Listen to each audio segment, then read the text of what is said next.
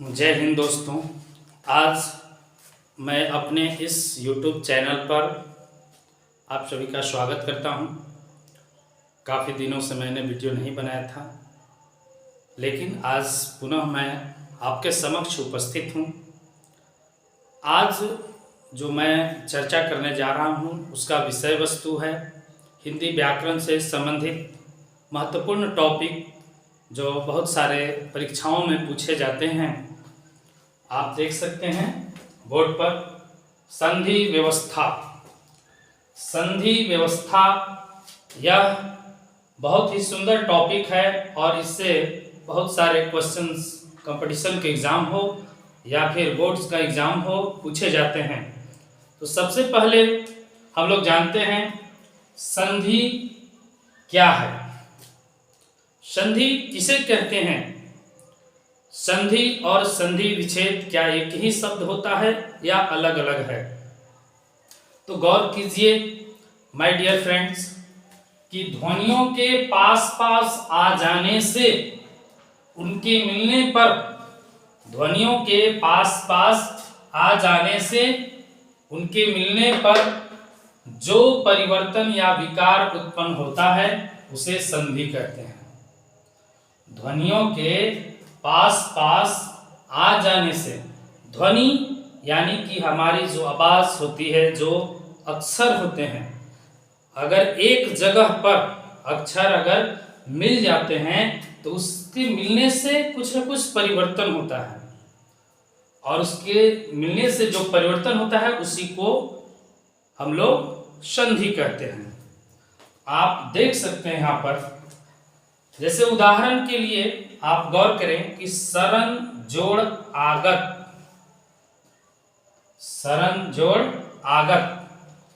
तो यहां पर देखिए सरन में जो मूर्धनी न है, मूर्धन्य न, उसका अंत का अ और आगत का आ, पहला शब्द का सरन का अंत का अ और आगत का आ दोनों मिल करके अ और आ बना दिया है।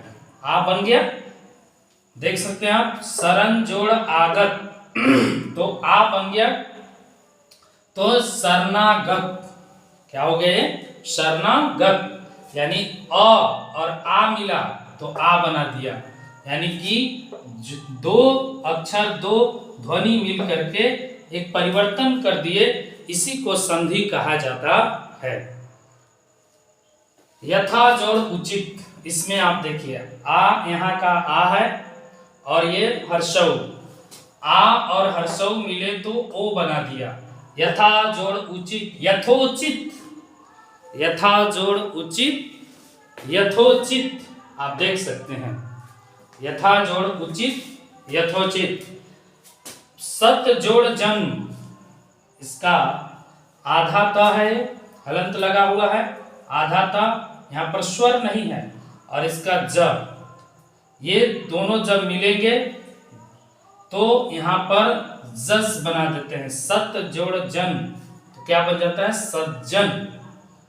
नीह जोड़ पक्ष, ये नी हो गया और ये जो यहाँ पर, सॉरी,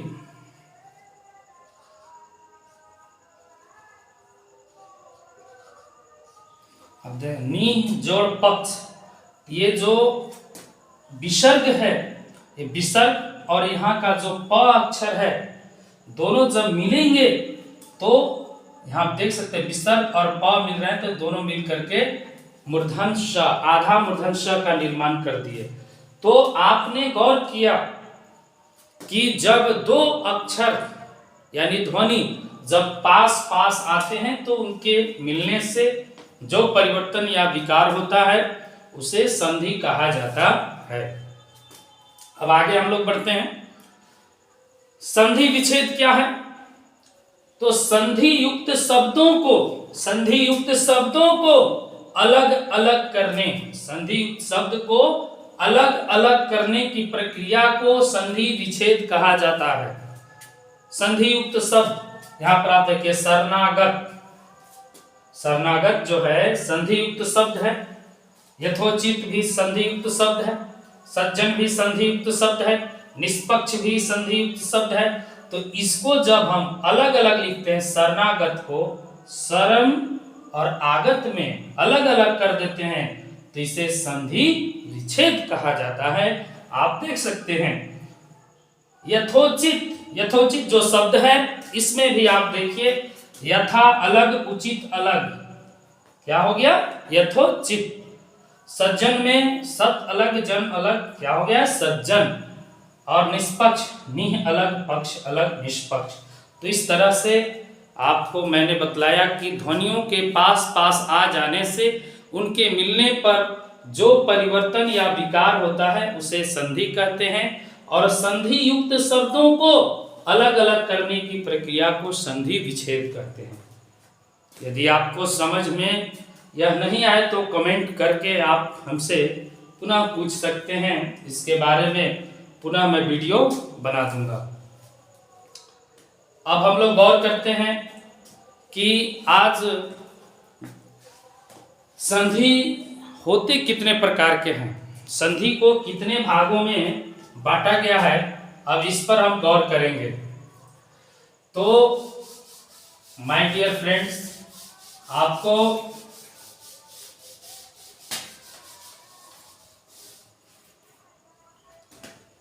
संधि को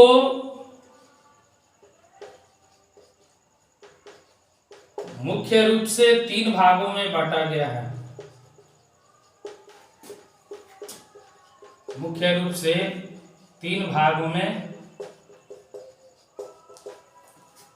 बांटा गया है। संधि को मुख्य रूप से 3 भागों में बांटा गया है। पहला स्वर संधि,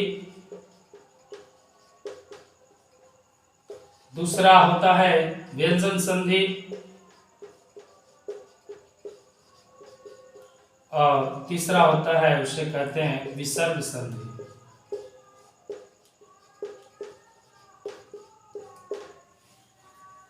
पहला स्वर संधि, दूसरा व्यंजन संधि और तीसरा होता है विसर्ग संधि।